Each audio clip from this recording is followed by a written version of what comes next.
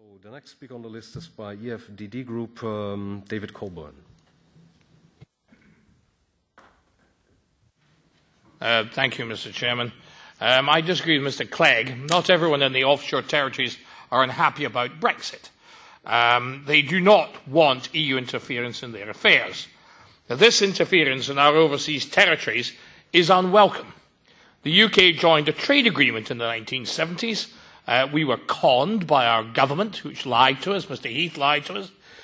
We did not want to join a nation called Europe with a flag, an anthem, a government, and all the rest of it. Why should the EU interfere in British overseas territories? It is none of the EU's business. We are Brexiting. That is what the British people voted for. The EU's problem is that it is uncompetitive in terms of taxation. Overlarge government with a huge number of cadres, bureaucrats being paid enormous amounts of money and also very large pensions. The EU should stick to sorting out the huge financial problems it has caused by the collapsing euro, which has destroyed the countries of southern Europe.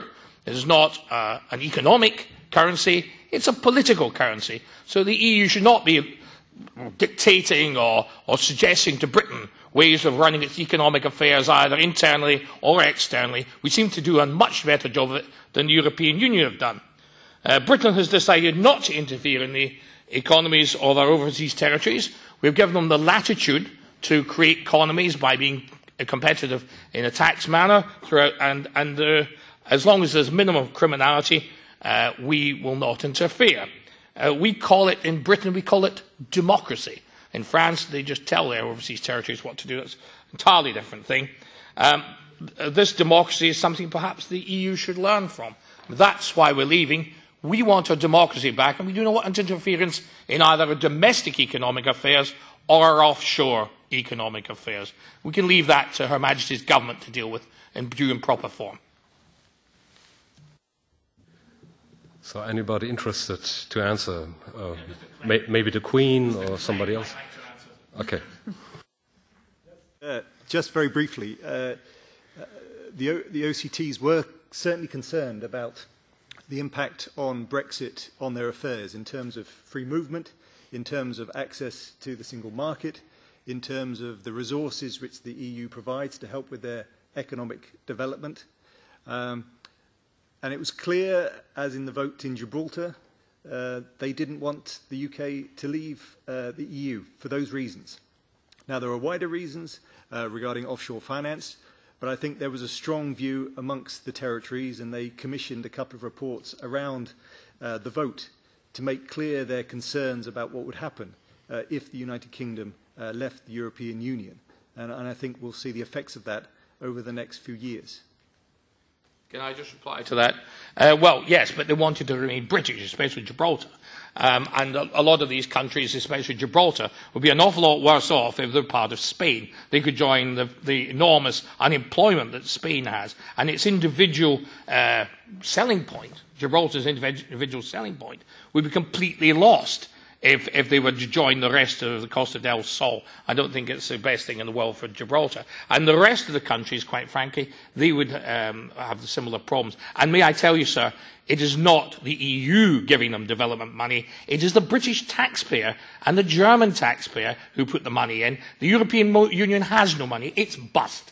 The money comes from British taxpayers and gets filtered through to those colonies. Let's cut out the middleman and the great big black hole in Europe, and let's send it directly to our own colonies. I think it's a much better idea. May I have a humble suggestion? Because there's a famous British band, I think it's called Oasis, and they had a song, it was called Don't Look Back in Anger. So Brexit is a fact, we'll deal with it. And I think, Mr. Coburn, you're also paid by the British taxpayers as well. I think we can leave it here unless... Are you, sir? So are you paid by the British taxpayers? Me as well, that's true. Because we are the only contributors apart from the Germans. So there you go. Okay. We're all paid by the British taxpayer. Isn't that wonderful? I think a round of applause for the British taxpayer and the German taxpayer is due. Thank you. A very short comment by Mr. Clegg, and then we move on. Unfortunately, with all these things, it's not a zero-sum game, as you may have indicated. So that's one thing. And the issue is then make representations to the British government that actually, with all the claims on extra resources which might be freed up as a consequence of Brexit, that a decent amount and an equivalent amount goes to the overseas territories. As of now, that hasn't been committed. Well, I'm all for that.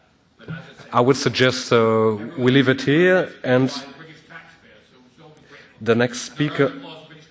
I say that the overseas territories will be much better looked after by Britain than by putting money into the European Union, lots of it disappearing and then some of it filtering out to our territories. Let's just cut out the middleman.